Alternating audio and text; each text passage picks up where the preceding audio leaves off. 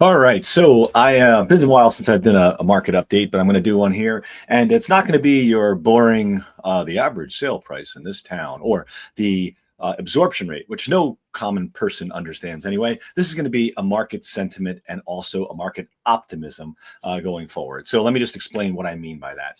So this is really meant for the current North Jersey marketplace. I can apply to other places, but it's really specific to that and the things that are happening. So first and foremost is that we're seeing more inventory. August saw a huge spike in inventory, which put many homes from a seller perspective on the market.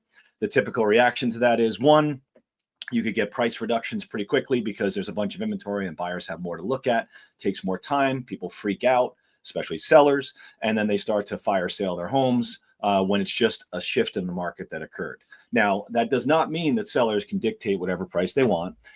Slower price growth is expected throughout the rest of this year and the following year. So probably more like 2.5% when we were used to 7 to 10% in the prior years. That heyday is gone. So sellers, sober up and put out your home at a proper price, and you should be good. Regional variation does occur here and there.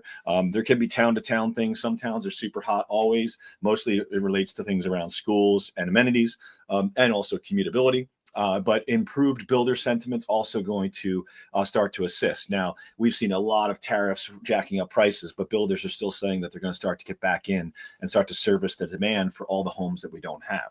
Now, I think this is more of a stability than a collapse. I think we're just getting off to a year that's going to kind of like be It's not going to be awesome. It's not going to be bad. It's not going to be 2008. Let me put it that way. It's not going to be 2008. High mortgage rates, I guess high mortgage rates still exist. The days of you seeing, or if anyone's waiting on the sideline to decide that they're going to go and buy a house because you're going to get a 2% rate again, I will say you will never see that again in your life. We're never seeing 2 and 3%.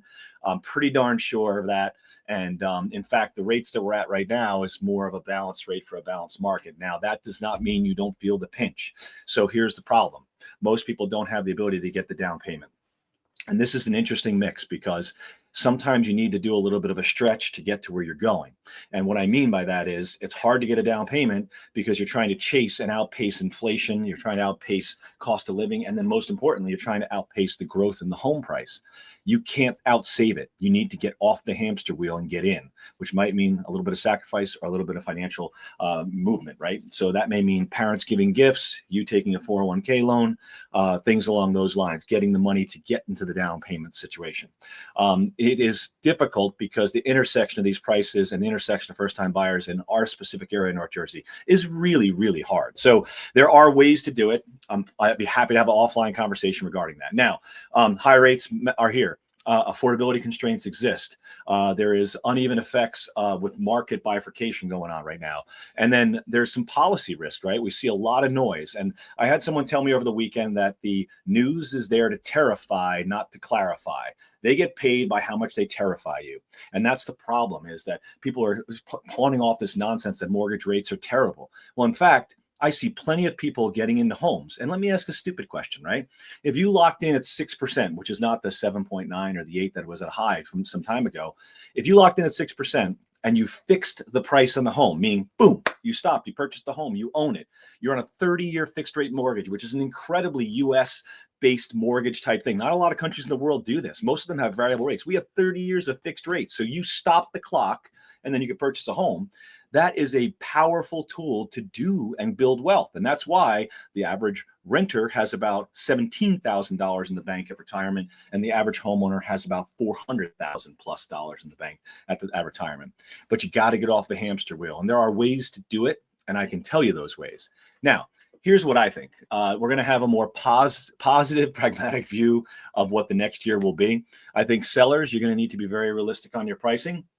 The buyers are not going to tolerate it anymore. They've been abused enough, and they've had enough. We are going to see inspections come back in a big way. So before everything was waived all the time, that is not going to be the case anymore. People want the bang for the buck, and buyers feel like they've been taken advantage of. Now, on the buy side, if you're sitting on the sidelines and you think that you can't afford a house, you're making assumptions around a situation that you don't have all the data. I have so many buyers that come to me, talk to me, and I sit down with a lender and we strategize a plan, and all of them are surprised at the end of the day, and all of them end up getting a home. Now, the key is patience and local knowledge, right? So I'm not saying to you, you're buying a house next month. I'm saying we're going to watch the market, we're going to find the opportunities, and we're going to pounce on it. Now, I always have investors, right? I have people who say, I'm selling my parents' house and an investor came along. Well, my attitude with that is dumb. Don't do it.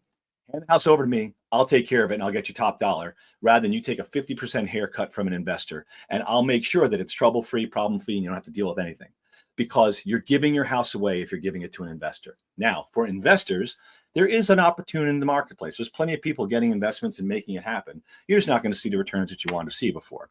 And that is what it is. So the uncertainty in next year, I think we're going to see a new Fed chairman soon. And we have some predictive market cuts coming. I don't believe we're going to get into the low fives next year. I think some people will tell you that. I don't believe that. And I do think that it's going to be a buyer's time frame, not necessarily a buyer's market, but a buyer's time frame to do it, because you'll have more options, more inventory, and more things at your disposal. The key for all buyers is, how do I get the down payment? That conversation is pretty complex. I can't do it here on the video, but if you want to talk about it, I'd be absolutely stoked to do so. I love making sure that people have some real long-term wealth and get off the hamster wheel and stop renting. And remember this is really simple. I've never met a tenant, other than bad management on a unit, never met a tenant that had rent that didn't go up year on year, because taxes and things go up. But if you think about your mortgage stays fixed for 30 years and your income continues to go up. So maybe you have to do a little bit of sacrifice for a year or two to get to the point where that tipping point is, where you overran what your equity and such is. And then you'll be in an opportune position and start to build real wealth. Now, if you're in a home and you got it in the early 2020s, call me anyway. You have so much equity. That equity should be making you money passively. And I can show you how to do that too. And the best part is tax free. Oh yeah, tax free. So glad you joined. Hope I could help. Take care. There's my market outlook. And I didn't say once absorption rate or average market price, because nobody cares.